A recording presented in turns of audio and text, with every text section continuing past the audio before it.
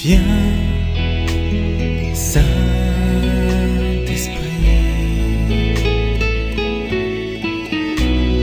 viens dans ma vie.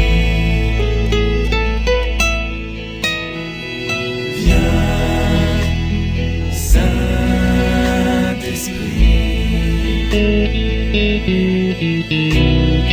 viens dans ma vie. Ouvre mon cœur à ta présence, ouvre mon âme à ta présence, ouvre ma vie, esprit de vie, ouvre ma vie. Ouvre mon cœur à ta présence, ouvre mon âme à ta présence, ouvre ma vie, esprit de vie, ouvre ma vie. Je te dis oui, Saint-Esprit. Je te dis oui, Saint-Esprit. Viens, Saint-Esprit,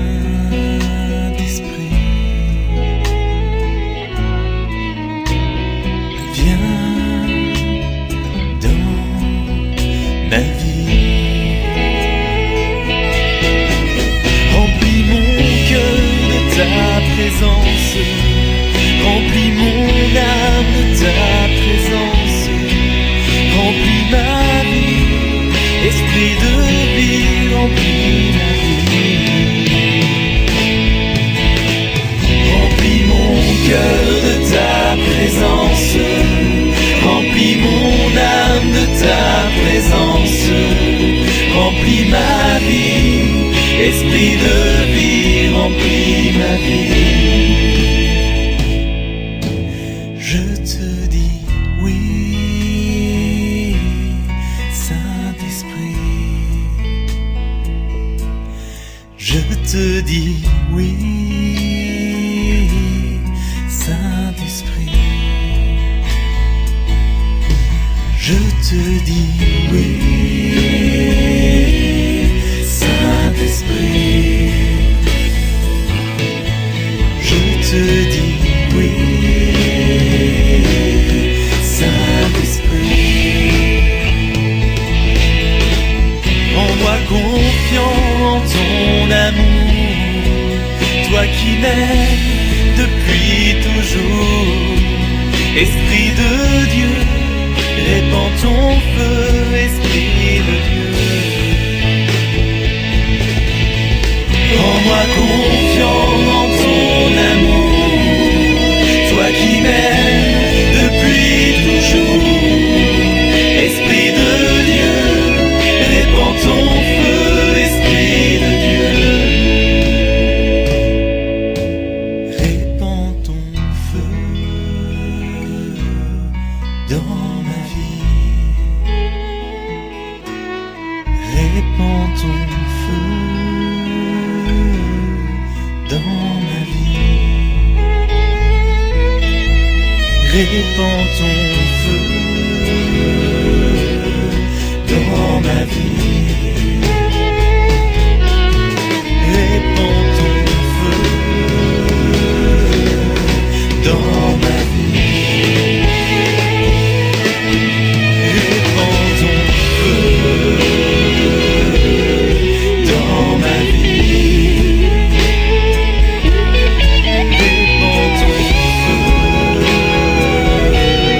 dans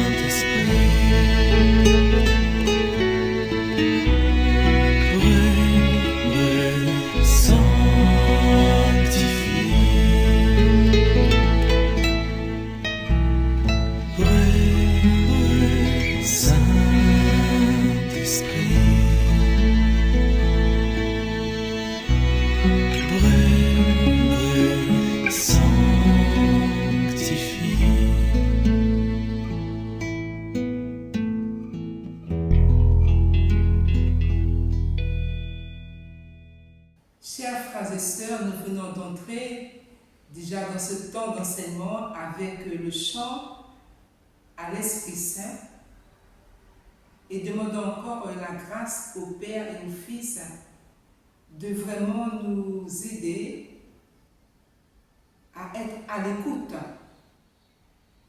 que nous soyons remplis de la force de l'Esprit Saint afin d'être disponibles pour mieux connaître la volonté du Père sur nous. Naître à la vérité, l'accompagnement spirituel comme chemin de liberté. Aujourd'hui, je voudrais que nous portions notre réflexion sur l'accompagnateur, l'accompagné. Mais au préalable, accueillons quelques éléments nouveaux en nous proposant une halte sur l'accompagnement spirituel comme lieu où nous apprenons à naître à la vérité. Dans la tradition chrétienne, l'accompagnement est un art ancien, un lieu humble et discret où deux personnes marchent ensemble sous le regard de Dieu pour reconnaître la présence de l'Esprit Saint et se laisser conduire par lui. Ce n'est pas d'abord une technique, ce n'est pas non plus un rapport de force, ce n'est pas une thérapie psychologique. C'est un mystère d'alliance, un espace où l'on apprend à discerner la voix du Seigneur, à unifier sa vie, à se laisser transformer, purifier, éclairer et conduire vers la liberté des enfants de Dieu. Je vous présente en ce jour un parcours en 3 grandes étapes. Comprendre ce qu'est l'accompagnement spirituel, un lieu de naissance à la vérité. Comprendre l'accompagnateur, une présence qui veille, s'expose, se protège et ouvre un passage. L'accompagner, un être en marche, traversé de doutes, d'élan et de profondeur intime. Et à travers tout cela, contempler les attitudes du Christ lui-même, maître de tout accompagnement, c'est un point, un souterrain à ne jamais négliger. La première partie, l'accompagnement spirituel, naître à la vérité. L'accompagnement spirituel est ce lieu discret où s'accomplit quelque chose de très grand, la rencontre entre l'âme et le Dieu vivant. Saint Paul nous rappelle, le Christ mort pour nous vit désormais en Dieu. Romains 6, verset 10. Et l'Épître aux Hébreux ajoute, il vit pour intercéder en notre faveur. Hébreux chapitre 7, verset 25. Autrement dit, le Christ marche avec nous.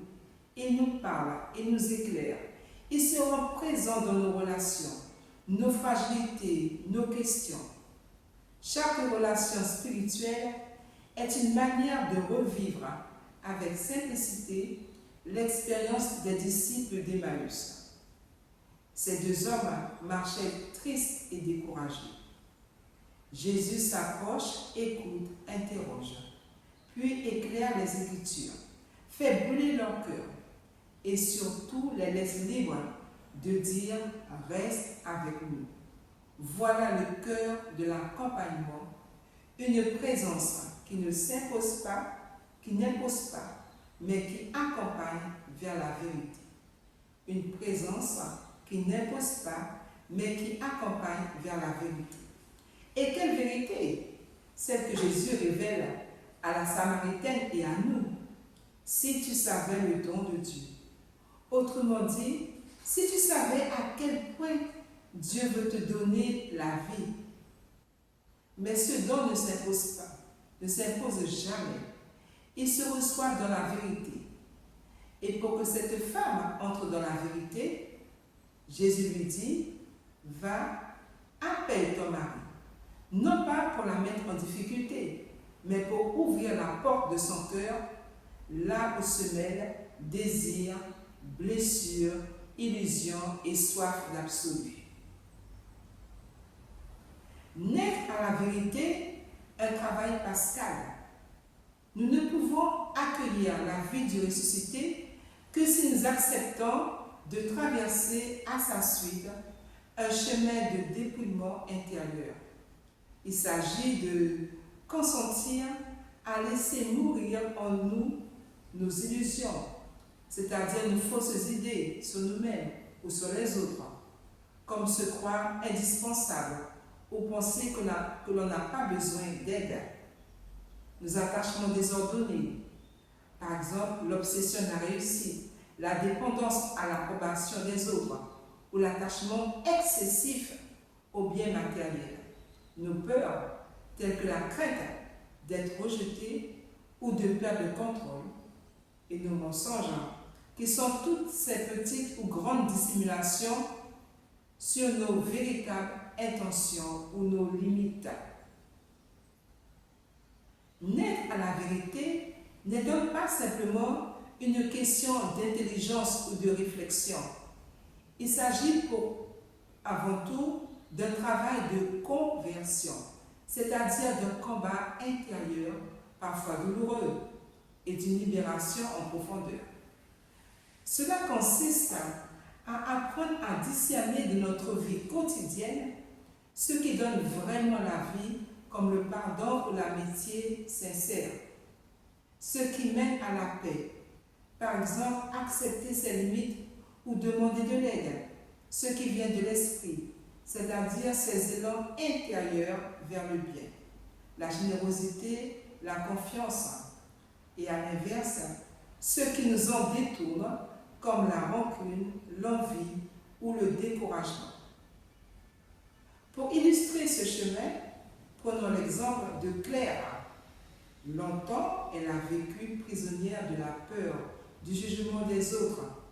Cette peur la poussait à cacher ses fragilités, à multiplier les succès pour être reconnue et à s'épuiser à vouloir tout contrôler. Un jour, lors de l'accompagnement spirituel, elle a osé exprimer cette peur et tout ce que cette peur lui coûtait. Progressivement, en acceptant de regarder ses limites avec bienveillance et de s'appuyer sur la confiance en Dieu, elle a découvert une paix intérieure nouvelle. Ce chemin de conversion, fait de petits renoncements et d'actes de vérité, lui a permis de s'ouvrir à la vie, d'oser être elle-même et d'expérimenter la liberté profonde qui naît du consentement à la vérité. La vérité comme communion. La vérité chrétienne se vit comme une communion. Nous découvrons notre identité la plus profonde, non pas dans l'isolement, mais en étant intégrés au corps du Christ, c'est-à-dire l'Église. C'est au cœur de cette communauté que nous recevons la vie de Dieu et que nous apprenons à aimer, pardonner et servir. Dans un monde fragmenté, il devient essentiel de recréer des espaces de fraternité, de véritables cellules vivantes du corps mystique. La vérité s'incarne dans la communion, ce lien vivant qui unit les personnes. Le corps du Christ désigne la communauté rassemblée par la foi et l'amour, tandis que le corps mystique en exprime la dimension spirituelle et invisible. L'accompagnement spirituel s'inscrit dans cette dynamique. Il offre une présence attentive et bienveillante qui aide chacun à avancer sur son chemin intérieur tout en demeurant relié aux autres. Nous découvrons qui nous sommes au sein de cette communauté qui nous porte et nous reconnaît. C'est pourquoi il est si important de faire naître ou de revitaliser des lieux de fraternité, groupes locaux, espaces d'écoute, initiatives communautaires où chacun peut être accueilli et soutenu. Chacun peut y contribuer en offrant son temps, son écoute ou ses talents, en participant à la vie de sa communauté, en fait grandir la communion et l'en donne chair à la vérité. Alors je vais vous prendre un exemple pour illustrer la différence entre le corps du Christ et le corps mystique. Imaginez une communauté paroissiale réunie pour célébrer l'Eucharistie le dimanche matin. Tous les fidèles présents chantant, priant, partageant le pain incarnent concrètement le corps du Christ. C'est la dimension visible, humaine et communautaire de l'Église rassemblée, unie par la foi et l'action. Mais cette même assemblée est davantage qu'un simple groupe. Elle est animée par l'Esprit Saint qui relie intérieurement chaque membre à Dieu et aux autres, même au-delà des frontières visibles. Ce lien spirituel profond et invisible forme le corps mystique. Il englobe non seulement les personnes présentes, mais aussi tous les croyants d'hier, d'aujourd'hui et de demain. Unis par la grâce et l'amour divin, parfois sans se connaître ni se voir, nous formons ainsi le corps mystique. Ainsi, le corps du Christ désigne la communauté visible et rassemblée, tandis que le corps mystique exprime cette communion spirituelle universelle, profonde et invisible, qui unit tous les croyants au-delà du temps et de l'espace. Chers frères et sœurs, c'est sœur Marie-Aimée qui va nous aider à parcourir les fiches de prolongement. Donc la fiche de prolongement 1, l'accompagnement spirituel, naître à la vérité. Fiche prolongement 1. L'accompagnement spirituel, naître à la vérité. Alors nous avons un tableau en 3 parties. Les points, les idées essentielles, les exemples et illustrations. L'accompagnement spirituel, une rencontre avec Dieu. Idée essentielle, lieu discret où l'âme rencontre le Dieu vivant. Le Christ marche avec nous, éclaire, parle, accompagne. L'accompagnement reproduit l'expérience des disciples d'Emmaüs. Écoute, éclairage, liberté. En illustration, nous avons les disciples d'Emmaüs. Jésus écoute, explique, fait brûler le cœur, mais laisse libre de dire « Reste avec nous ». Vérité révélée par Jésus. Idée essentielle, si tu savais le don de Dieu, Dieu veut donner la vie. Ce don se reçoit dans la vérité. Jésus invite à la vérité pour ouvrir le cœur.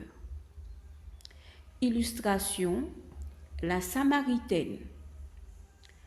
Va, appelle ton mari. Non pour condamner, mais pour ouvrir la porte du cœur. Naître à la vérité, un travail pascal. Idée essentielle, accueillir la vie du ressuscité implique de passer par un dépouillement intérieur. Mourir à illusion, attachement, désordonné, peur, mensonge. Illustration, illusion, se croire indispensable, penser n'avoir besoin de personne, attachement désordonné, obsession de réussir, dépendance au regard des autres, attachement excessif au bien, peur, rejet, perte de contrôle. Naître à la vérité, un travail pascal. Idée essentielle, la vérité est un combat spirituel, une conversion, une libération. Apprendre à discerner ce qui donne la vie, mène à la paix, vient de l'esprit ou en détourne. En illustration, les mensonges, dissimulés, ses intentions ou limites. La vérité comme communion. La vérité chrétienne n'est pas une idée abstraite, elle est communion. L'identité profonde se découvre dans le corps du Christ. Importance de reconstruire des lieux de fraternité dans un monde fragmenté. L'accompagnement spirituel aide à rester relié aux autres. Illustration, groupes paroissiaux, fraternité locale, espace d'écoute, enseignement communautaire. Corps du Christ, corps mystique. Idée essentielle, corps du Christ, dimension visible, humaine, communautaire de l'Église. Corps mystique, dimension spirituelle. Eucharistie dominicale, assemblée visible, corps du Christ, communion spirituelle, reliant tous les croyants d'hier, d'aujourd'hui et de demain.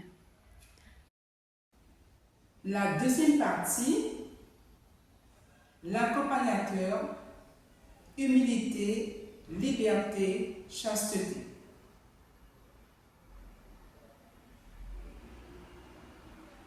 Les personnes appelées à accompagner spirituellement.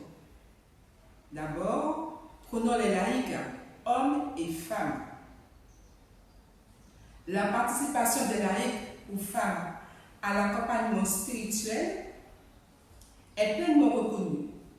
L'Église considère en effet que les laïcs ayant reçu une formation adéquate peuvent accompagner spirituellement d'autres personnes. Ce ministère relevant avant tout de l'écoute, du discernement et de la fraternité, plutôt que d'un acte sacramentel. Donc, de nombreux laïcs exercent cette mission dans divers contextes: paroisses, retraites, communautés nouvelles, centres spirituels, ignatiens, carmélites, bénédictins, etc. Les conditions requises sont les suivantes: une formation solide, un charisme avéré pour l'écoute, un discernement éprouvé, une vie spirituelle stable, une supervision régulière. La deuxième catégorie, je vous prie de m'excuser, dans les commentaires, il y a une dame qui est intervenue, elle s'appelle Madame Marie Mengue, elle a adressé un petit mot depuis le Cameroun. Et Marie Mengue, elle faisait partie de l'équipe de formation, c'est une laïque, elle faisait partie de l'équipe de formation du groupe ignatien. Je ne sais pas s'il est toujours, mais donc j'ai été formée par elle. Et je ne sais pas comment elle a pu tomber justement sur l'accompagnement spirituel. Donc je pense que l'objectif au départ, les jésuites étant au Cameroun, se disant peut-être qu'un jour qu'on n'y sera plus. Donc ils sont initiés un groupe ignatien formé de laïcs, de prêtres, de religieux, religieuses. Donc voilà un exemple concret où des laïcs, depuis au moins 2002, sont déjà en formation dans le cadre de l'accompagnement spirituel, donner des exercices spirituels, mais aussi accompagner quelqu'un dans la vie courante. C'était un petit encart. Merci beaucoup Marie. Donc les prêtres, deuxième catégorie, les prêtres. Les prêtres ont naturellement vocation à accompagner les personnes dans leur cheminement spirituel. Leur ministère leur confère une grâce particulière qui les rend aptes à cette mission. Cependant, il est important de souligner que cette grâce ne signifie pas nécessairement qu'ils possèdent le charisme ou la formation requise pour accompagner et que ces éléments ne sont pas garantis automatiquement. Les prêtres peuvent accompagner de différentes manières, en dehors de la confession, dans le cadre de la direction spirituelle classique, lors d'une mission paroissiale ou spécifique. Aussi, une petite parenthèse, lorsque nous allons nous confesser, ce n'est pas le moment de l'accompagnement spirituel. Donc, il est bon de bien se situer en tant que confession et en tant qu'accompagnement spirituel. Peut-être parfois les prêtres, lors de la confession, quand ils voient le développement de ce que vous dites, de votre expression, de vous dire, écoutez, nous prenons rendez-vous pour un accompagnement, pour un plus grand temps d'écoute. Voilà. La troisième catégorie de personnes, ce sont les diacres.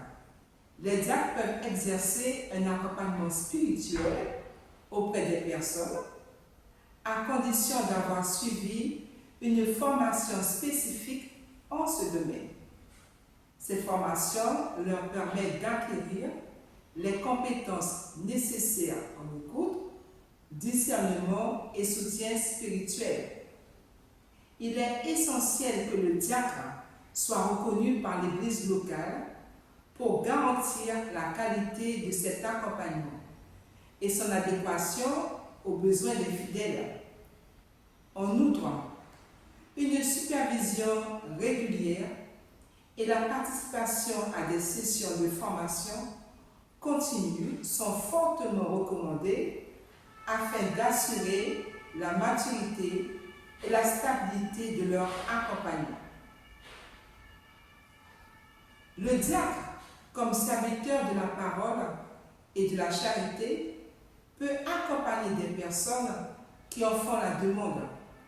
Son ministère enraciné dans le service lui confère une proximité particulière avec les membres de la communauté, notamment ceux qui vivent des situations de fragilité ou de recherche spirituelle. L'accompagnement du diacre se distingue par une attention à la dimension humaine et sociale, tout en restant fidèle à l'Évangile et à la tradition de l'Église. Le diacre peut ainsi proposer des entretiens individuels, des temps de prière ou orienter vers d'autres accompagnateurs lorsque la situation l'exige. Son engagement de la charité et l'annonce de la parole enrichit l'accompagnement en favorisant un climat de confiance et de respect. La quatrième catégorie, ce sont les religieuses et les religieux. Ils ont une expérience de la prière et de l'horizon, une formation spirituelle, une vie communautaire qui nourrit le discernement. À titre d'exemple, 2 grands saints du Carmel ont incarné cet accompagnement. Sainte Thérèse d'Avila, fondatrice de nombreux carmels, de nombreux monastères, et carmels bien sûr, et guide spirituel reconnu, a accompagné ses sœurs et de nombreux disciples dans leur cheminement intérieur grâce à sa profonde expérience de l'horizon et à sa sagesse. Saint Jean de la Croix, poète mystique et docteur de l'Église, a également accompagné plusieurs personnes dans leur vie spirituelle en leur offrant des conseils éclairés sur la purification intérieure et l'union avec Dieu, tout en traversant, bien sûr, et parfois même, de grandes épreuves. Ces saints témoignent de la richesse de l'accompagnement spirituel au sein du Carmel, où la prière, la formation et la vie communautaire favorisent un discernement authentique. Beaucoup de fidèles se tournent vers eux. Et enfin, regardons les personnes consacrées non ordonnées, les vierges consacrées, les membres d'instituts séculiers. Ils jouent un rôle spécifique dans l'accompagnement spirituel. Leur vocation particulière, marquée par un engagement total au Christ, tout en demeurant dans le monde, leur confère une sensibilité et une expérience propre pour accompagner d'autres personnes sur leur chemin de foi. Pour qu'elles puissent exercer cet accompagnement, il est primordial qu'elles aient reçu une formation spécifique en matière de discernement spirituel, d'écoute bienveillante et de connaissance de la vie intérieure. Cette formation, validée et reconnue par l'Église locale, garantit leur aptitude à accompagner en respectant la liberté et la singularité de chaque personne. Elles sont ainsi invitées à suivre régulièrement la formation, des formations continues et à bénéficier de moments de supervision afin d'assurer la qualité et la maturité de leur mission. Leur engagement dans le monde fait qu'elles sont souvent proches de réalités quotidiennes des fidèles, ce qui leur permet d'apporter un accompagnement adapté aux défis concrets de la vie chrétienne. Leur témoignage de fidélité, de prière et de service continu constitue une référence précieuse pour les personnes en recherche spirituelle ou en questionnement sur leur vocation. En résumé, les personnes consacrées non ordonnées peuvent exercer un accompagnement spirituel à condition d'être formées, reconnues par l'Église locale et engagées dans une démarche de formation continue. Leur présence attentive et leur expérience de vie consacrée offrent un soutien précieux à tous ceux qui souhaitent avancer sur leur chemin de foi. Faisons une mise au point rapide sur les termes accompagnement spirituel et direction spirituelle sacramentelle. Accompagner ne signifie pas diriger. Ces deux démarches, bien que proches, relèvent de modalités et de responsabilités différentes. L'accompagnement spirituel est accessible à toute personne qui réunit certains critères: avoir reçu une formation adaptée, être reconnu par l'Église ou sa communauté et savoir écouter, discerner, tout en respectant la liberté de l'autre. Il s'agit d'un cheminement partagé où l'accompagnateur offre une présence attentive et bienveillante sans imposer de direction ni exercer d'autorité sur la conscience de la personne accompagnée. Cette mission nécessite donc une réelle capacité d'écoute, un profond respect de l'autonomie et un engagement personnel dans la foi.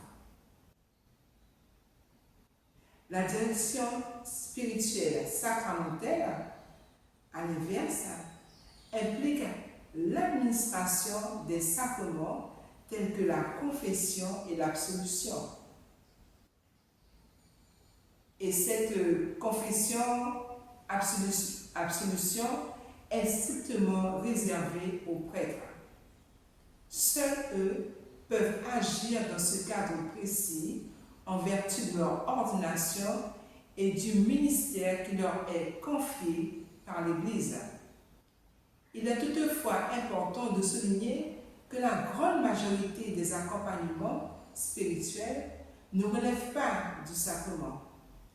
Ainsi, toutes les personnes engagées dans la vie chrétienne, quel que soit leur état de vie, peuvent exercer l'accompagnement selon le charisme reçu et la reconnaissance de la communauté. Ce qui importe, bien au-delà de l'état de vie, c'est la réunion de plusieurs qualités essentielles. La maturité humaine, savoir prendre du recul sur ses propres émotions et agir avec discernement. La vie de prière réelle, entretenir un lien vivant et personnel avec Dieu qui nourrit et éclaire l'accompagnement. La capacité d'écoute profonde, être attentif sans jugement, accueillir l'autre dans sa singularité et permettre l'expression libre de son vécu. L'absence de toute forme d'emprise, ne jamais chercher à contrôler ou influencer la personne accompagnée. Le respect de la liberté de l'autre, reconnaître et préserver l'autonomie de la personne dans ses choix et son cheminement. Une bonne formation spirituelle, c'est-à-dire disposer de repères pour accompagner avec justesse. La reconnaissance de l'Église, être mandaté ou reconnu pour exercer cette mission en confiance. Ces différentes qualités s'articulent entre elles pour offrir un accompagnement respectueux, authentique et porteur de croissance pour la personne accompagnée.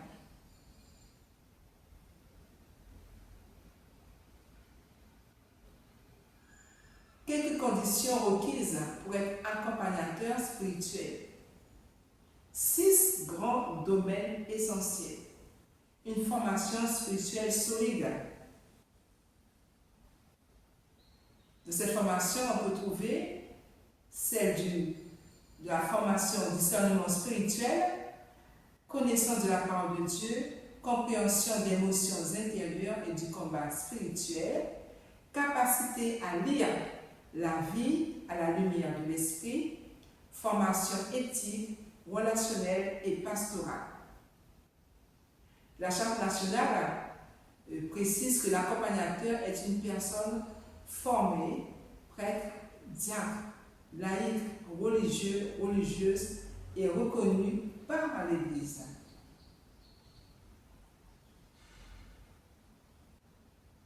Cela demande une maturité humaine et psychologique. L'accompagnateur doit être équilibré, capable de juste distance, apte à gérer ses émotions et ses propres fragilités.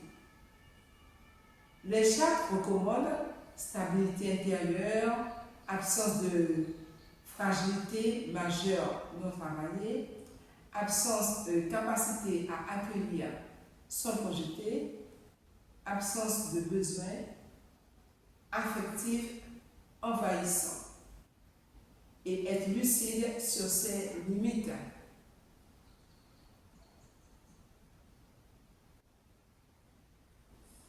Une vie spirituelle régulière et profonde. Il est attendu que l'accompagnateur ait une vraie vie de prière, pratique l'oraison, fréquente la parole de Dieu. Tout cela soit inséré dans une démarche sacramentelle régulière. Vivre lui-même un cheminement de conversion. L'accompagnateur doit vivre ce chemin de conversion. Le guide de Césaire rappelle que l'accompagnateur aide à relire la vie à la lumière de Dieu, ce qui suppose une vie spirituelle, réelle et vécue en profondeur.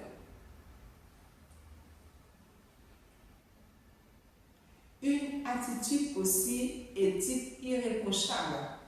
La Charte nationale insiste fortement sur la protection des accompagnés. Cela demande confidentialité absolue, juste distance relationnelle, clarté du cadre, c'est-à-dire durée, lieu, rythme, règle de fonctionnement. L'accompagnateur lit et explique que la charte avec l'accompagné, l'accompagnateur lit et explique la charte avec l'accompagné pour poser les bases du cadre. Donc il y a un respect total de la liberté. L'accompagnateur ne décide jamais à la place de l'autre, ne manipule pas, ne pousse pas vers un choix, n'oriente pas selon ses préférences.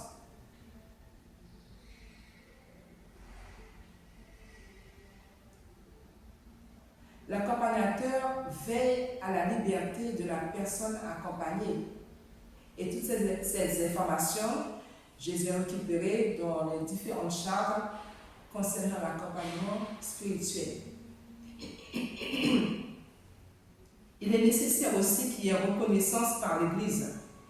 L'accompagnateur spirituel n'est pas un acte, l'accompagnement spirituel n'est pas un acte privé, il est une mission reçue pas auto-attribuée, c'est-à-dire je ne me déclare pas accompagnateur, accompagnatrice. Ainsi, l'Église demande que l'accompagné soit désigné ou missionné par une équipe diocésaine, communauté ou paroissiale, encadré par un service pastoral et reconnu par le diocèse ou l'institut. Le diocèse de Créteil le formule clairement, c'est une mission reçue en Église. Une supervision et une relecture régulière sont tous les deux nécessaires. L'accompagnateur ne travaille jamais seul. Il doit vivre lui-même un accompagnement, participer à des temps de supervision, relire sa pratique chaque année. La charte de Nîmes le rappelle comme une exigence importante. Une relecture annuelle est indispensable.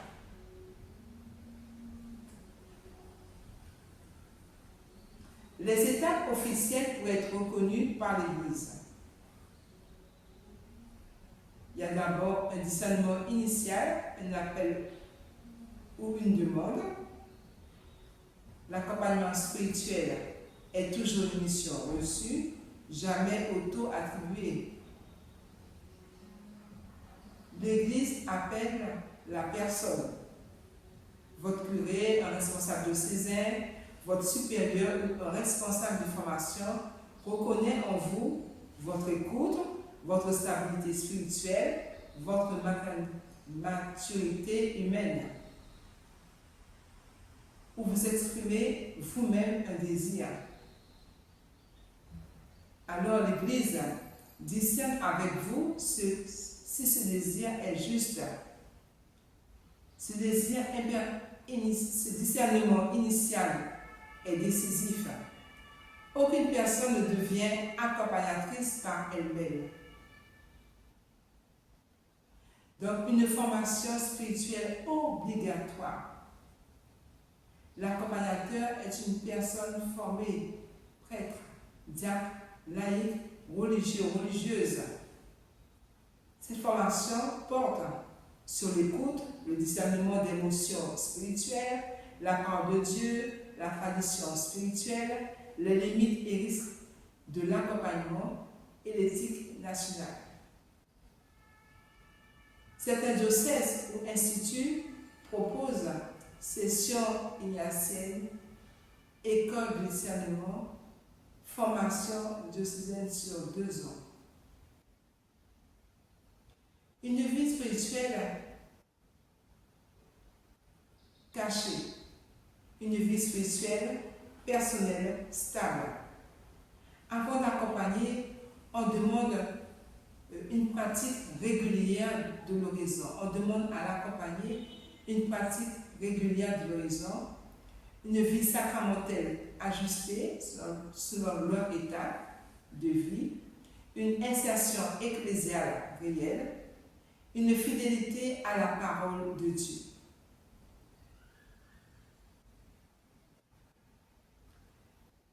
Une reconnaissance par une instance ecclésiale. C'est une étape décisive. La Charte nationale dit clairement, elle précise qu'elle est instance ecclésiale qui envoie en mission.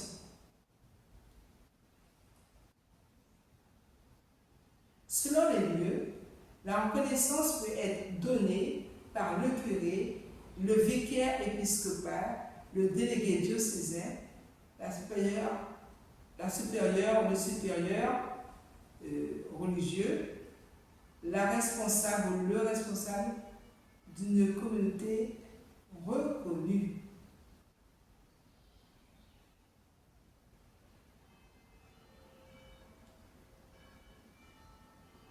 Cette reconnaissance peut prendre la forme d'un envoi en mission, d'une lettre officielle, d'une intégration dans un service diocésain, d'une présentation publique en paroisse.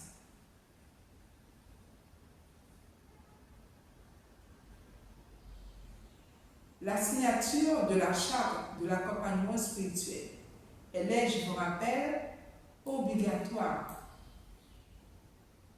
L'accompagnateur et l'accompagné doivent trouver un cadre, une confidentialité, la liberté de chacun, les limites éthiques, les conditions pratiques de la rencontre.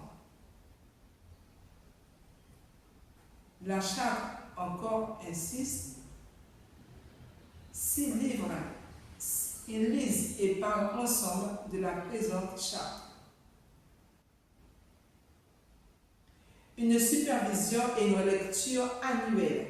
Les diocèses exigent désormais une relecture annuelle, un accompagnement pour l'accompagnateur et une supervision pour externe, éventuellement externe.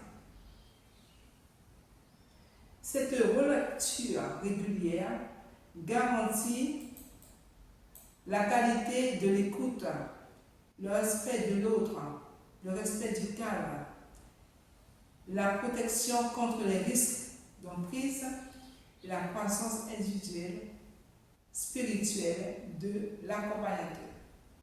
Maintenant, parcourons la fiche de prolongement 1A,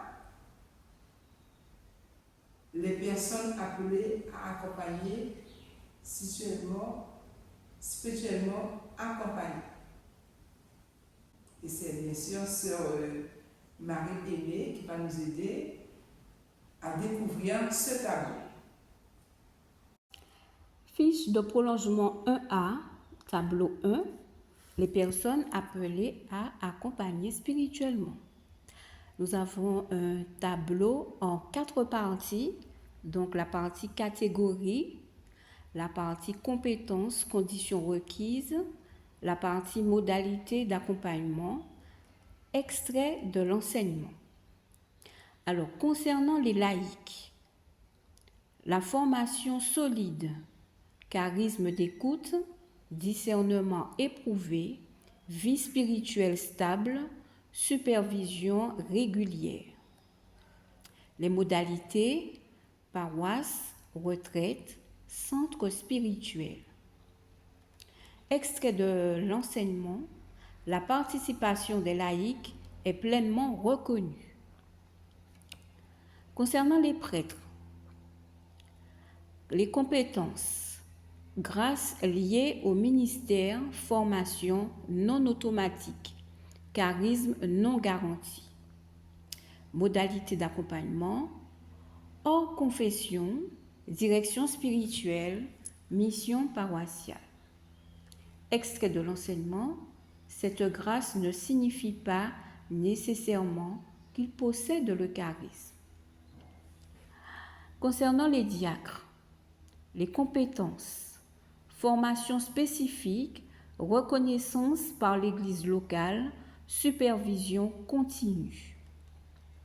Les modalités, entretien, prière, orientation si nécessaire. Extrait de l'enseignement, il est essentiel que le diacre soit reconnu par l'Église locale. Pour les religieuses, religieux, les compétences, expérience de prière, formation spirituelle, vie communautaire. Les modalités, accompagnement individuel, transmission de traditions spirituelles. Extrait de l'enseignement, leur vie communautaire nourrit le discernement. Pour les personnes consacrées et non ordonnées, les compétences, formation au discernement, reconnaissance ecclésiale, formation continue. Les modalités, accompagnement dans le monde, proximité des réalités quotidiennes. Extrait de l'enseignement, leur engagement dans le monde fait qu'elles sont souvent proches des réalités quotidiennes.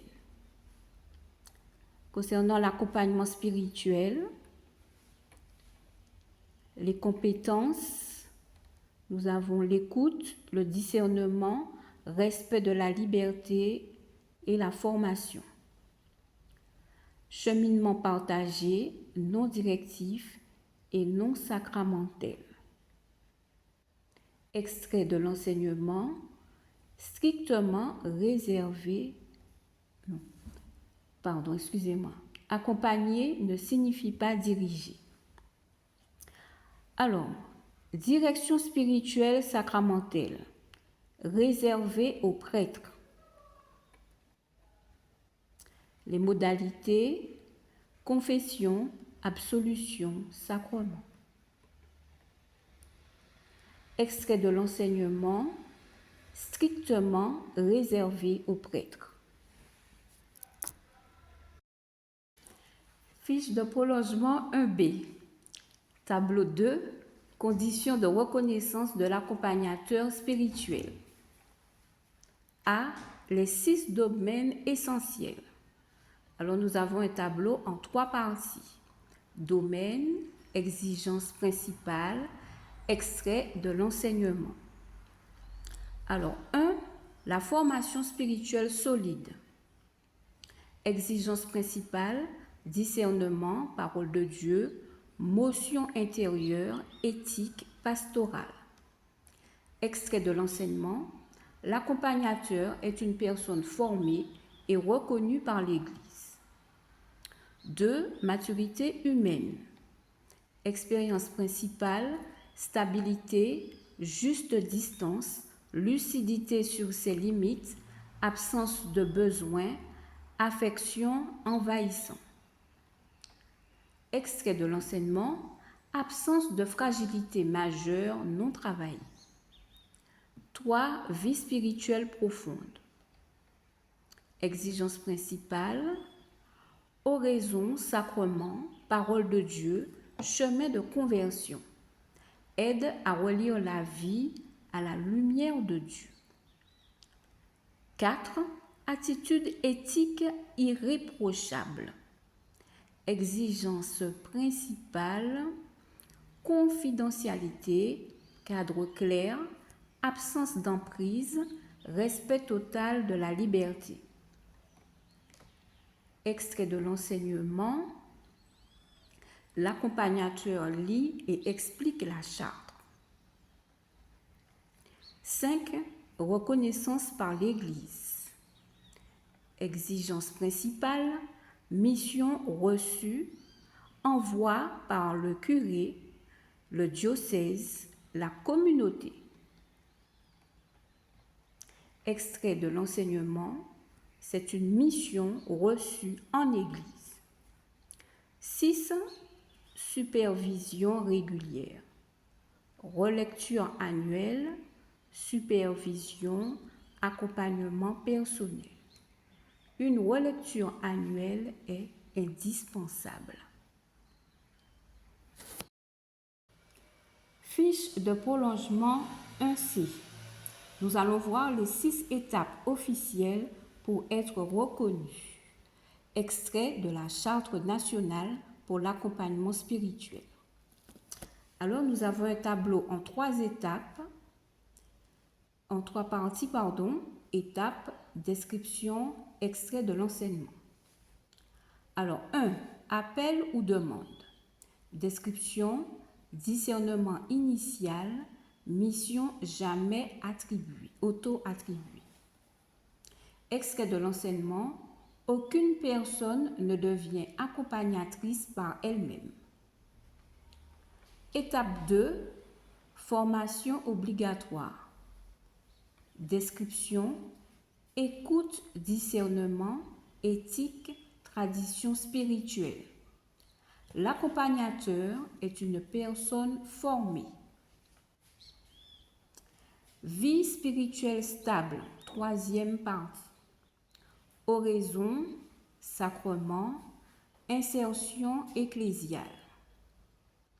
Extrait de l'enseignement, être soi-même dans un chemin de foi vivant.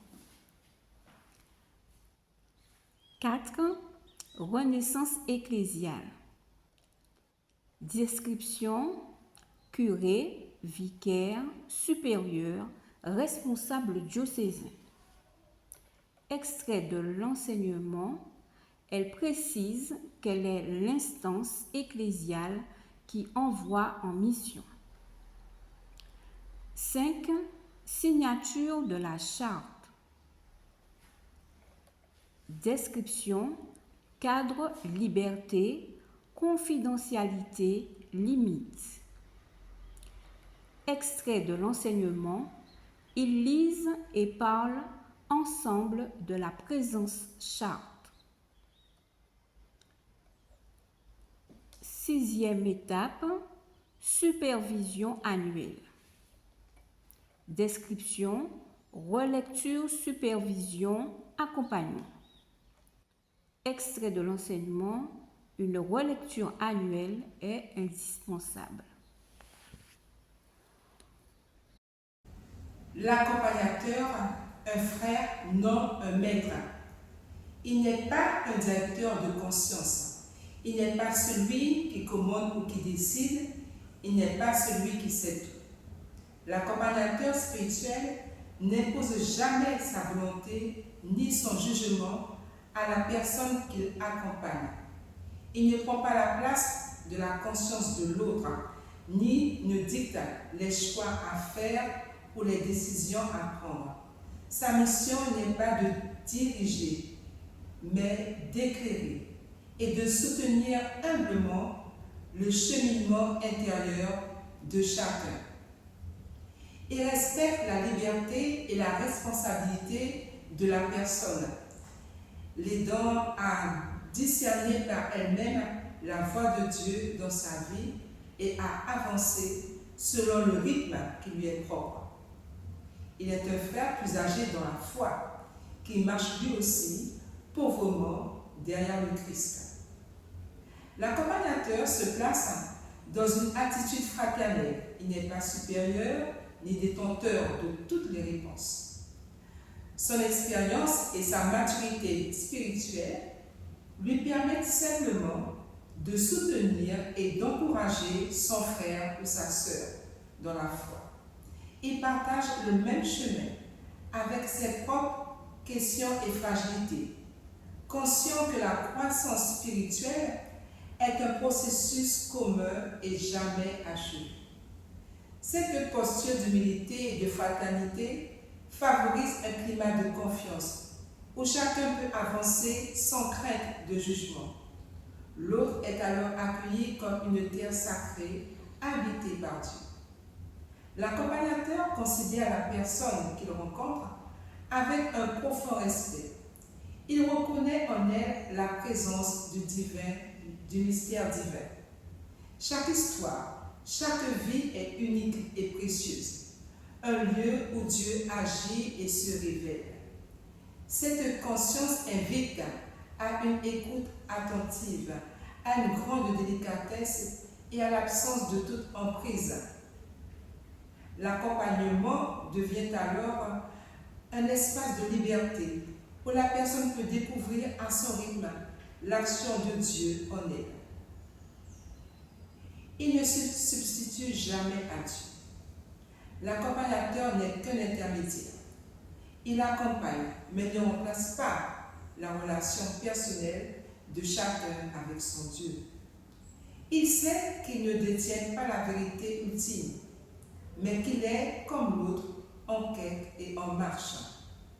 Son rôle est d'aider la personne à se mettre à l'écoute de l'Esprit Saint, à faire grandir sa capacité de discernement et à s'abandonner à la volonté de Dieu.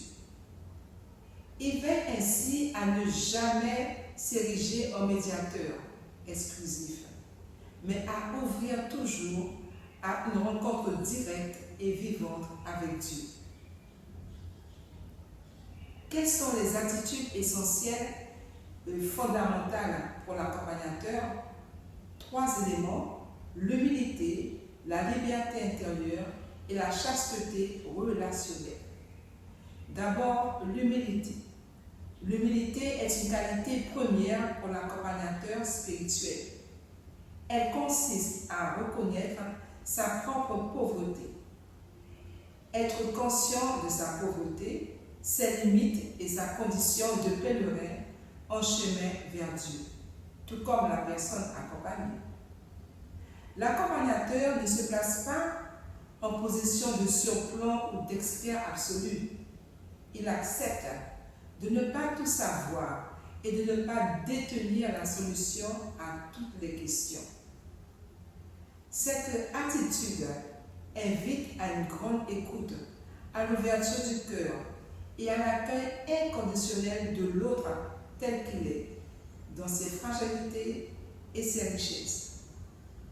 L'humilité permet de laisser la place à l'action de Dieu, d'éviter toute forme d'emprise ou d'autoritarisme et de susciter un climat de confiance et de respect mutuel. Elle se manifeste aussi dans la capacité à demander pardon, à reconnaître ses propres erreurs et à se laisser transformer par la rencontre, à concéder que l'autre appartient à Dieu et jamais confondre son désir avec la volonté de Dieu. Regardons la liberté intérieure. Saint Ignace de Loyola désigne par le terme indifférence cette capacité essentielle à se tenir dans une disponibilité profonde à l'égard de Dieu et de l'autre. La liberté intérieure suppose un détachement des propres désirs, idées, peurs ou projections. L'accompagnateur n'attend rien pour lui-même, ne cherche ni à plaire, ni à influencer, ni à satisfaire un besoin personnel à travers la relation. Il accepte d'être déplacé, bousculé et reste ouvert à ce que l'Esprit Saint inspire à la personne accompagnée.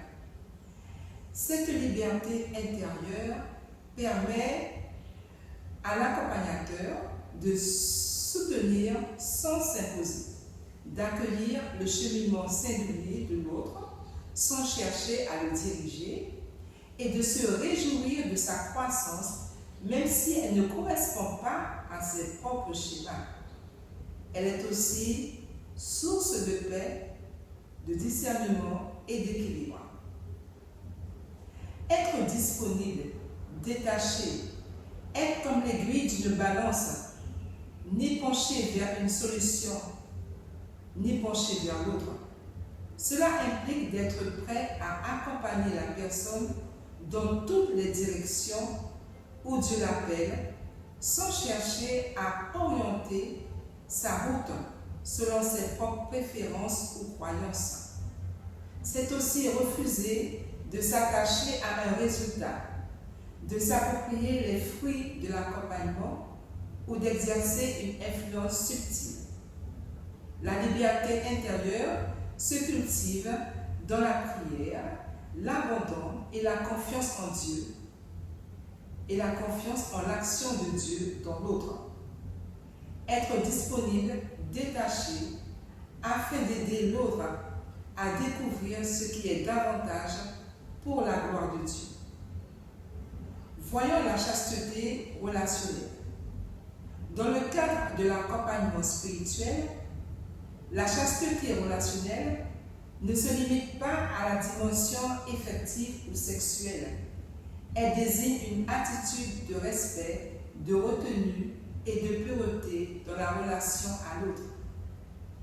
Être chaste relationnellement, c'est laisser l'autre exister librement, sans chercher à l'enfermer dans une dépendance affective, ni à satisfaire ses propres besoins de reconnaissance, de pouvoir ou d'attachement.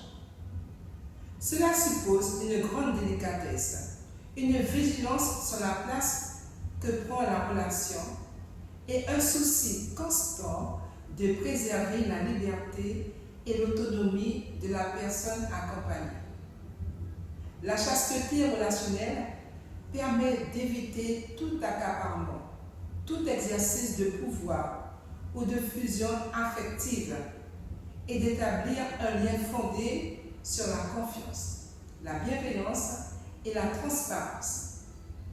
Elle invite à orienter la relation vers Dieu, à demeurer serviteur du chemin de l'autre et à accueillir sa différence comme un don. C'est reconnaître à l'autre sa dignité, son rythme et sa singularité en se mettant humblement au service de son cheminement et de sa relation personnelle à Dieu.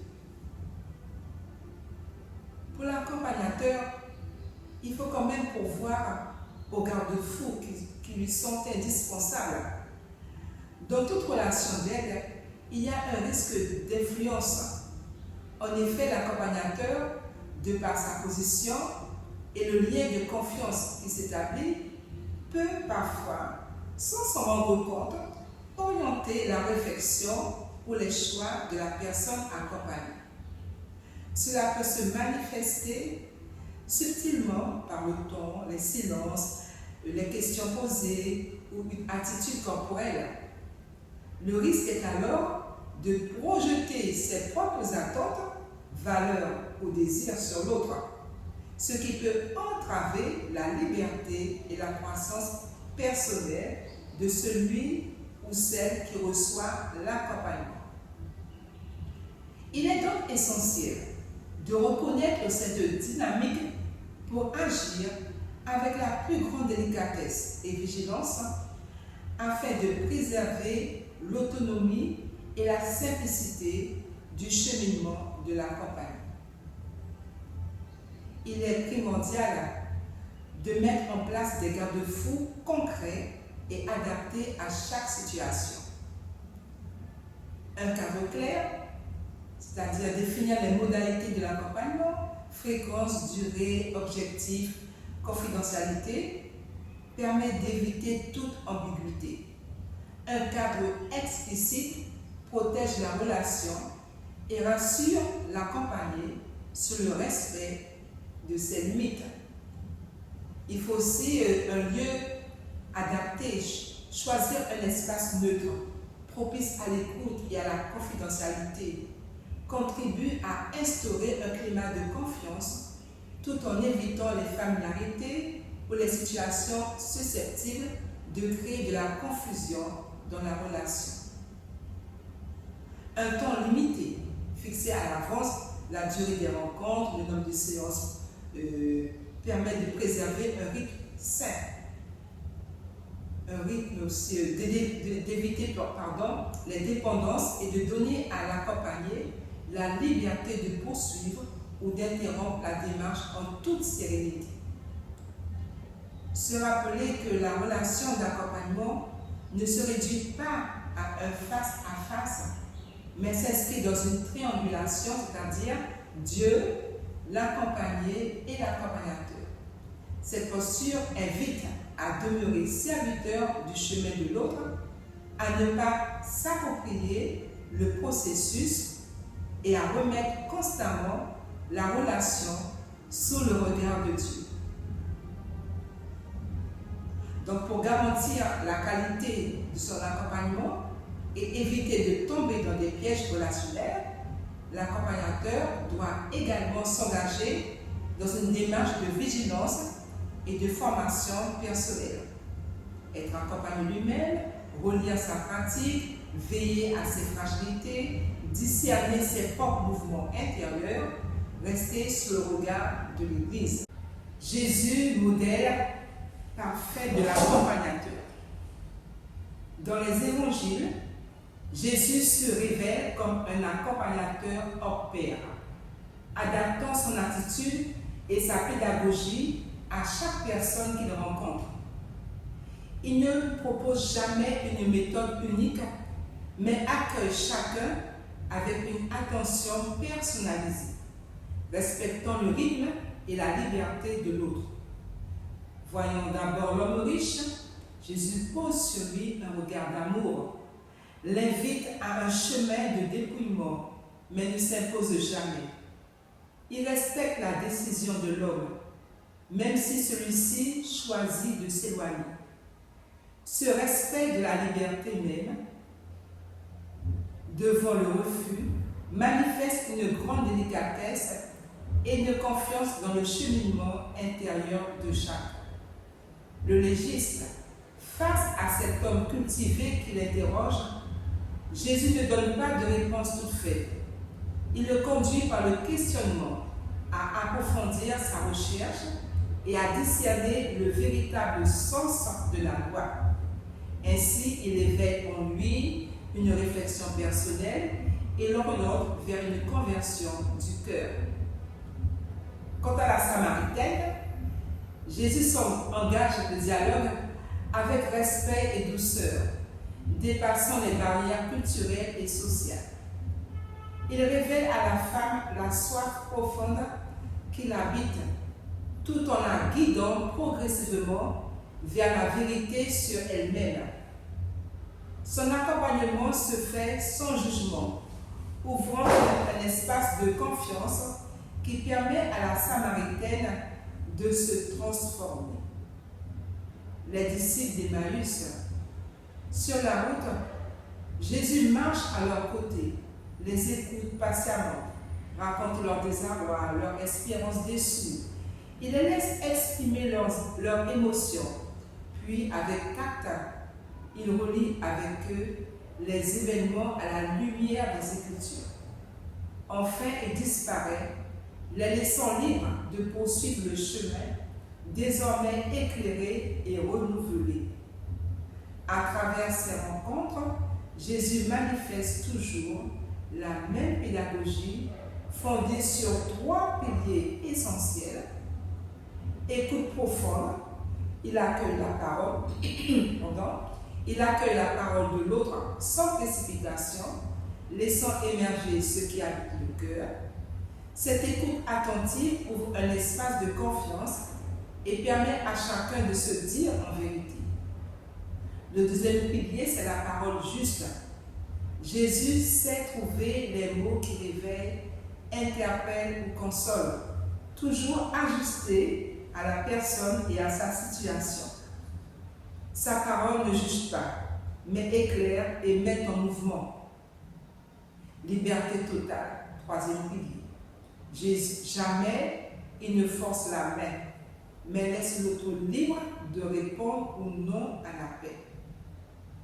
Cette liberté respectée jusqu'au bout est au cœur de son accompagnement et invite chacun à prendre sa part dans sa propre croissance. Ainsi, Jésus se présente comme le modèle parfait de l'accompagnateur. Il conjugue amour inconditionnel, discernement et respect de la liberté, offrant à chacun la possibilité de cheminer vers plus de vie.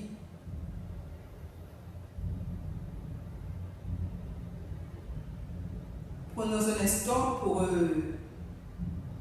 approfondir la fiche de prolongement 2A, le rôle de l'accompagnateur spirituel.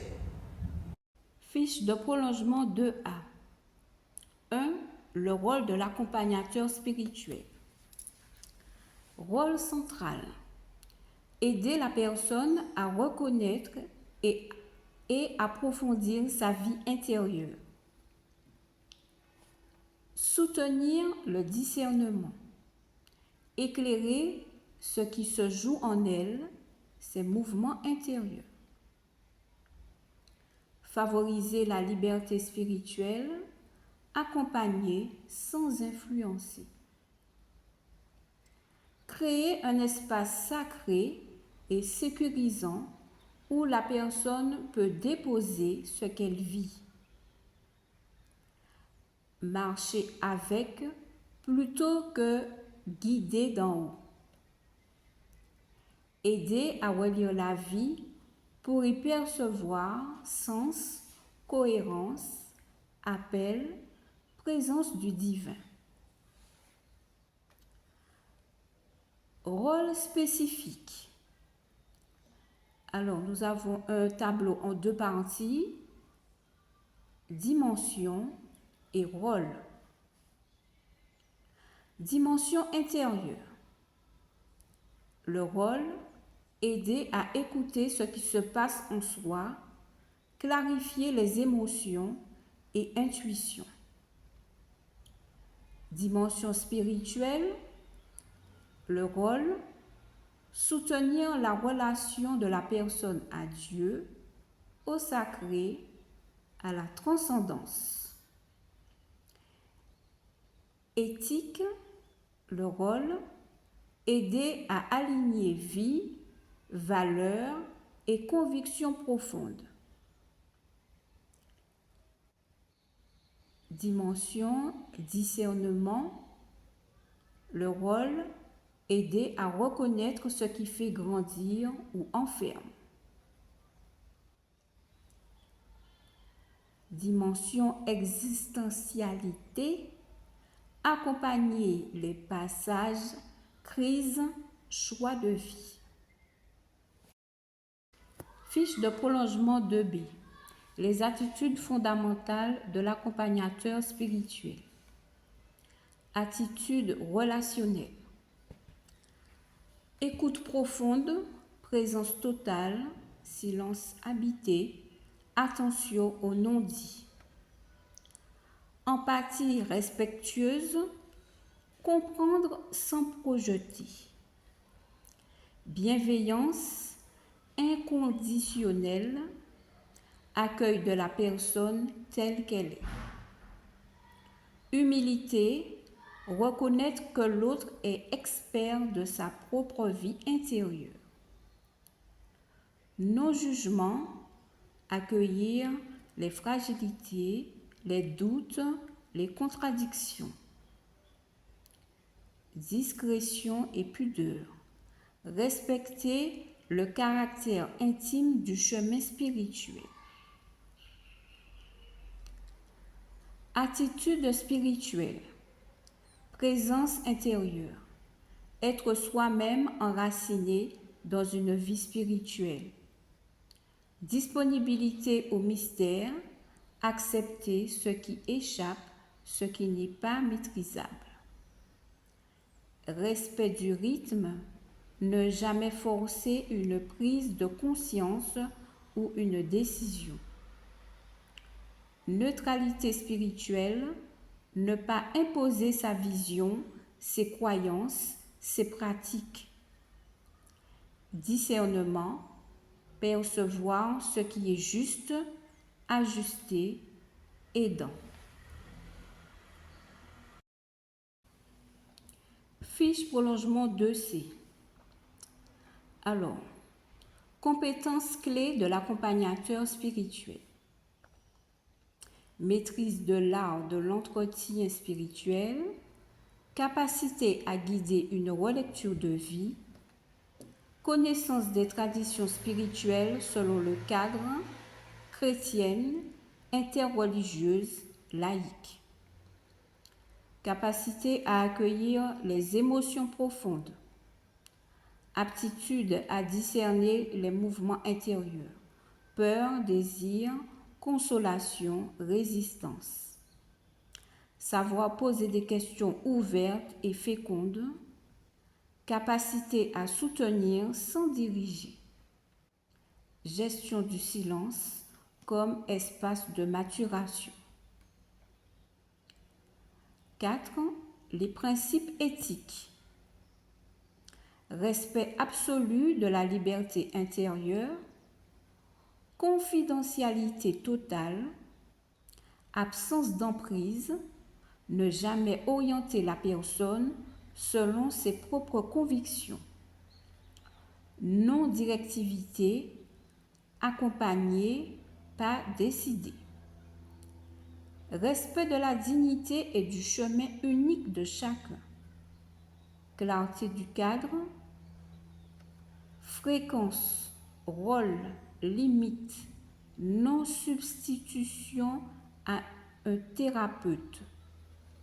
Refus de toute manipulation émotionnelle ou spirituelle. 5. Finalité de l'accompagnement spirituel. Aider la personne à entrer en vérité avec elle-même. Favoriser une relation plus profonde au divin, au sens, à la vie. Développer la liberté intérieure. Soutenir le discernement dans les choix de vie. Aider à traverser les crises spirituelles ou existentielles. Faire émerger paix, cohérence, unité intérieure. Renforcer le pouvoir d'être. Vivre en accord avec ce qui est essentiel. La troisième partie, l'accompagner, désir, histoire et croissance. L'accompagner est d'abord un être de désir. Le cheminement spirituel prend souvent sa source dans un désir profond, parfois confus, qui anime chaque personne.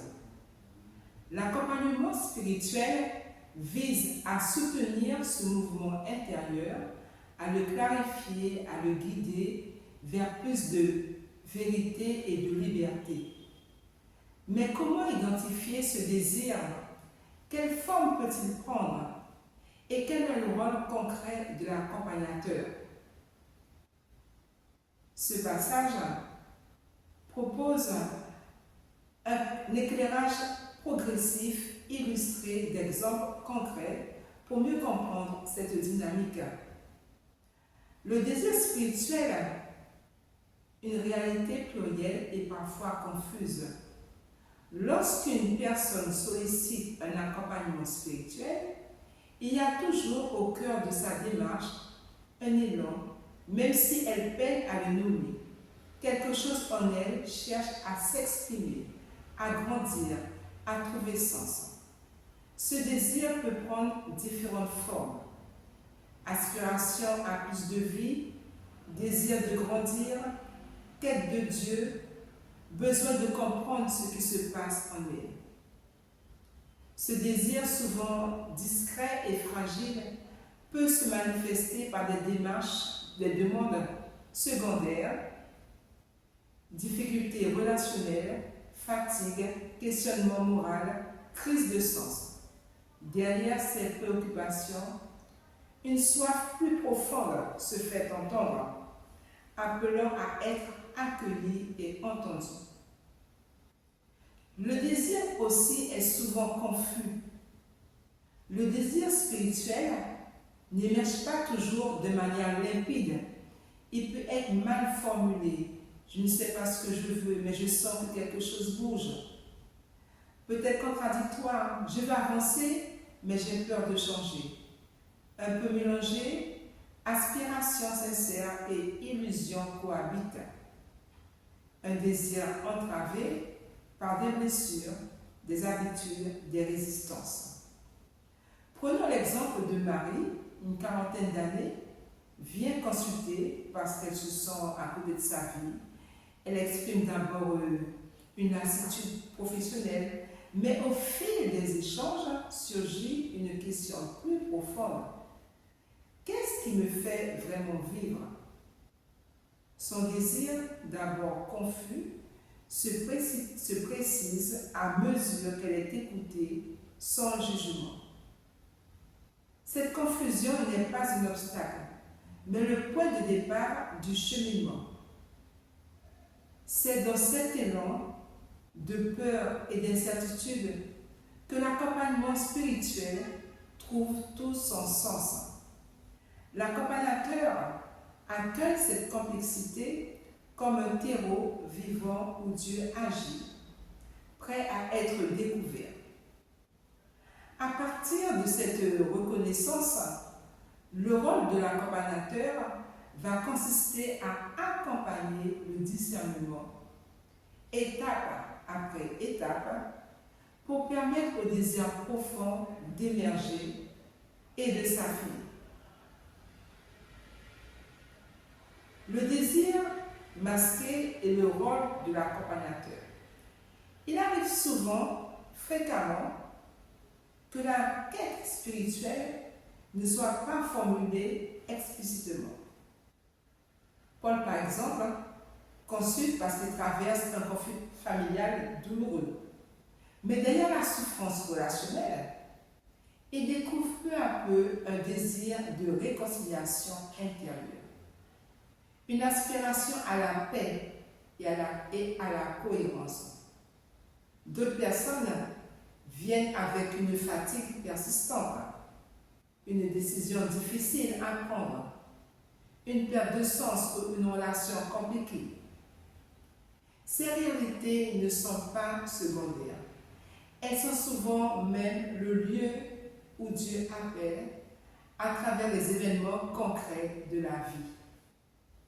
Un conflit, une fatigue, une décision difficile, une perte de sens, une relation compliquée. Dans tous les cas, l'accompagnateur aide la personne à reconnaître que derrière la demande initiale se cache souvent une invitation à un cheminement plus profond. Enfin, le désir aussi peut cohabiter avec des peurs. Le désir de Dieu n'est jamais totalement pur au départ. Il coexiste avec des peurs, peur de changer, de perdre ses repères, d'être vu tel qu'on est. Des résistances, refus de lâcher certaines sécurités, des illusions, vouloir plaire, se prouver quelque chose, chercher un idéal inaccessible. Par exemple, Fatou souhaite s'engager dans une vie de prière plus profonde, mais redoute de devoir annoncer certains liens, abandonner certains liens sociaux qui la rassurent. L'accompagnateur ne cherche pas à éliminer ces zones d'ombre, mais à les éclairer et à permettre à la personne de les traverser avec bienveillance. Le rôle de l'accompagnateur, clarifier, affiner, purifier. L'accompagnateur spirituel n'impose rien, ne dirige pas, ne décide pas à la place de la personne. Il offre un espace d'écoute bienveillant et de discernement, où chacun peut mettre des mots sur son vécu, distinguer le désir profond des désirs superficiels, identifier ce qui vient de la vie ou de la peur. Je dirais aider à mettre des mots sur ce qui est vécu, distinguer le désir profond des désirs superficiels, par exemple, accompagner quelqu'un qui hésite entre deux projets de vie et l'aider à sentir ce qui le met vraiment en mouvement. Identifier ce qui vient de la peur. Accueillir les réticences sans les juger pour ensuite les éclairer. Affirmer, c'est d'abord la personne à reconnaître ce qui met, c'est aider la personne à reconnaître ce qui la met en vérité, à repérer ses mouvements intérieurs, paix, agitation, consolation, désolation, à distinguer l'essentiel de l'accessoire, purifier. Purifier, c'est accompagner, de lâcher prise des illusions, éclairer les résistances sans violence, conduire vers une liberté intérieure plus grande. Aider aussi à laisser tomber les fausses motivations. Par exemple, soutenir quelqu'un qui poursuit un idéal impossible par peur de décevoir. Éclairer les résistances, nommer les freins, les blessures, les habitudes qui entravent l'élan vital. Conduire vers la liberté intérieure, célébrer chaque pas de croissance, même modeste. Ainsi, l'accompagnateur devient un témoin, un miroir, un frère de route qui aide la personne à entendre la voix dans sa propre vie, sans jamais se substituer à sa liberté. Pour progresser sur ce chemin, il s'agit d'apprendre à parler vrai, à relire chaque jour ce qui nous a touchés, blessés, éclairés, à reconnaître nos moyens intérieurs, nos notions intérieures. Cette démarche de vérité rejoint la tradition des pères du désert, ces premiers maîtres spirituels chrétiens qui, dans la solitude et la prière, ont exploré les mouvements du cœur humain. C'est dans ce contexte qu'Évrard le Pontique, moine du IVe siècle, invite « Sois le portier de ton cœur, interroge chaque pensée. » Sois le portier de ton cœur, interroge chaque pensée.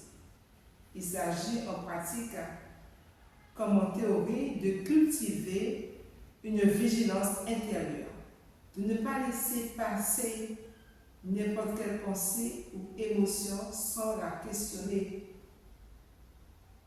Cette parole éclaire le travail de l'accompagnement, c'est-à-dire aider chacun à devenir attentif à ceux qui l'habitent, à discerner ce qui lui ouvre à la vie ou ce qui enferme, et à choisir en toute liberté le chemin qui conduit à la lumière. Poursuivons et écoutons les informations sur la fiche de prolongement 3A, les dynamiques de l'accompagnement spirituel. Merci pour votre écoute. Fiche de prolongement 3A, les dynamiques de l'accompagnement spirituel. Alors, un tableau en 4 parties. Nous allons voir les axes, l'objectif, les attitudes, cheminement de l'accompagné et le rôle et point d'attention de l'accompagnateur. Alors, dans l'axe 1, place centrale de la personne accompagnée, l'objectif est d'offrir un espace offrir un espace sûr où la personne peut exprimer son vécu et avancer dans son discernement. Attitude, oser dire ce qu'elle vit, lumière et ombre, explorer ses désirs profonds et reconnaître les peurs, les hésitations, les fragilités. Rôle et point d'attention de l'accompagnateur. Créer un climat de confiance. Accueillir sans juger ni interpréter trop vite.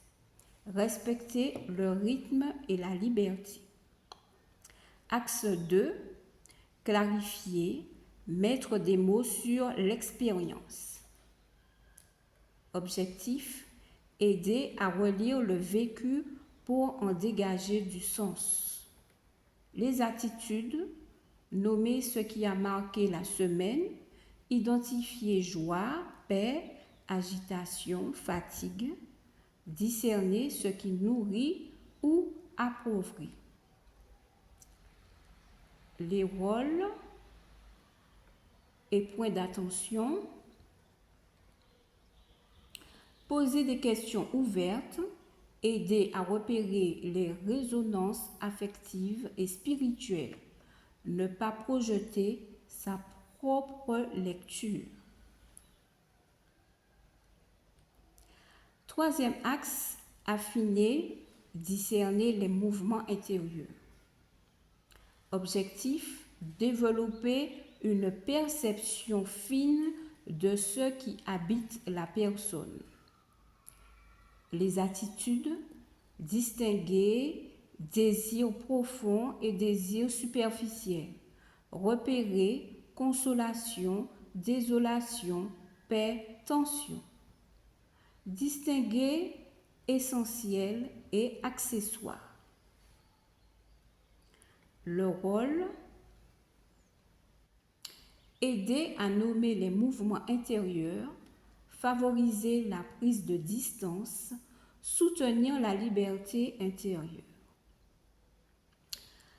Le quatrième axe, purifier, laisser tomber ce qui entrave, reconnaître et déposer ce qui obscurcit la liberté intérieure, déceler force motivation et mettre en lumière les résistances, les blessures, les habitudes, les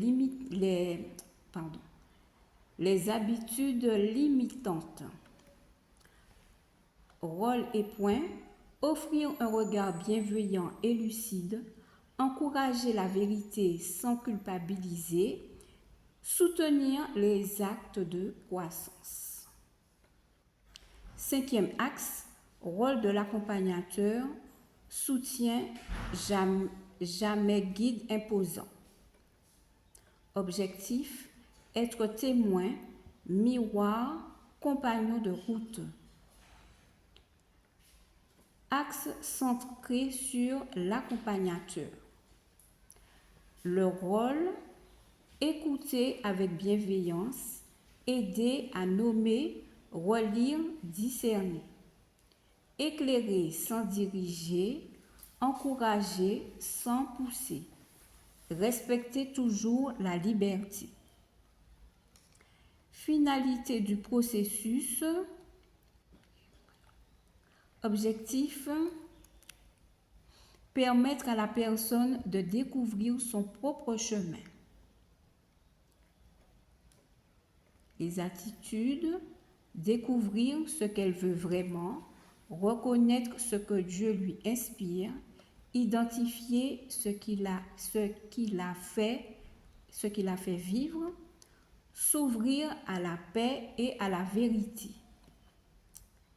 Ensuite, le rôle, aider la personne à devenir sujet de son discernement, debout, libre, responsable, en vérité. En conclusion, pour ce deuxième volet, je dirais que l'accompagnement spirituel est un chemin de transformation.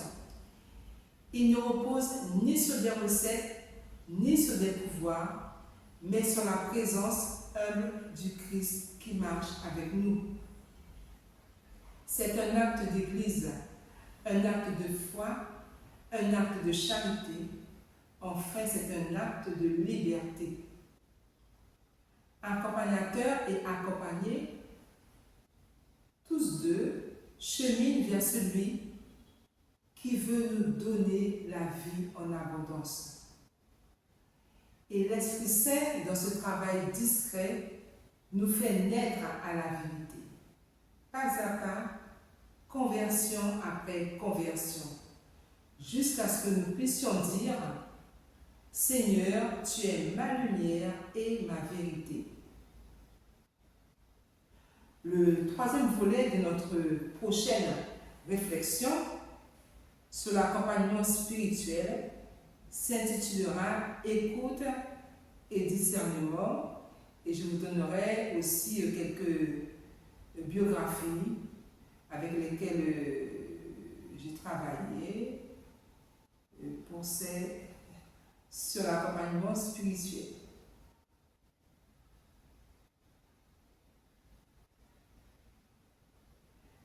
Prions ensemble avec Marie, la première en chemin. Sainte Vierge Marie, Mère de lumière et de la vérité, toi qui as écouté et répondu à l'appel du Seigneur, accompagne-nous sur notre chemin de discernement. Aide-nous à découvrir ce que Dieu inspire en nos cœurs. Soutiens-nous dans notre désir de liberté et de vérité intérieure. Que ton amour maternel nous guide vers celui qui donne la vie en abondance. Inspire-nous à reconnaître nos vraies aspirations et à marcher dans la paix. Fais de nous des chercheurs de lumière, debout, libres et responsables. Intercède pour que nous soyons toujours dociles à l'Esprit Saint et que grandisse en nous la confiance en la miséricorde du Seigneur. Amen. Prenons le chant, la première en chemin. Merci pour votre écoute et certainement à jeudi prochain pour le troisième volet.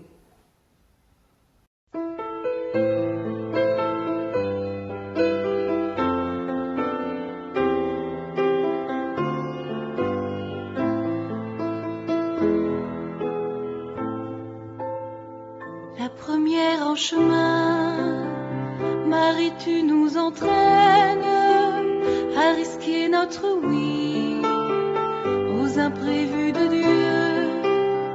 Et voici qu'est semée en argile incertaine de notre humanité, Jésus-Christ, Fils de Dieu. Marche avec nous, Marie, sur nos chemins de foi. Ils sont chemins vers Dieu, ils sont chemins vers Dieu. La première en chemin, en hâte tu t'élances, prophète de celui qui a pris corps en toi. La parole a surgi, tu es sa résonance, et tu franchis des monts pour emporter la voix. Marche avec nous, Marie, au chemin de l'annonce. Ils sont chemin vers Dieu, ils sont chemin vers Dieu. La première en chemin, poursuivre en Golgotha le Fils de ton amour, que tous sont condamnés. Tu te tiens là debout, au plus près de la croix, pour recueillir la vie de son cœur transpercé. Marche avec nous, Marie, sur nos chemins de croix. Ils sont chemins vers Dieu, ils sont chemins vers Dieu. La première en chemin, avec l'Église en marche, des dès les commencements. Tu appelles l'esprit en ce monde aujourd'hui. Assure notre marche, que grandisse le corps de ton Fils Jésus-Christ. Marche avec nous, Marie, au chemin de